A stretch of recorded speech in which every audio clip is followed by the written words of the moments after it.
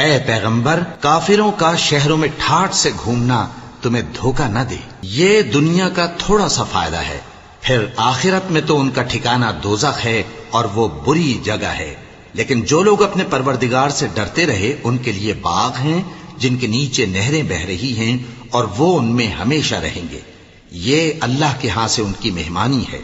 اور جو کچھ اللہ کے ہاں ہے وہ نیکوکاروں کے لیے بہت اچھا ہے۔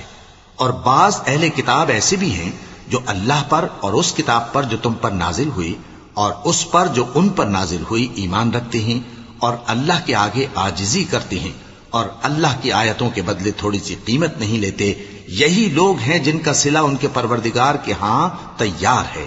اور اللہ جلد حساب لینے والا ہے۔ اے اہل ایمان، کفار کے مقابلے میں ثابت قدم رہو اور استقامت رکھو اور مورچوں پر جمے رہو، اور اللہ سے ڈرو تاکہ مراد حاصل کرو۔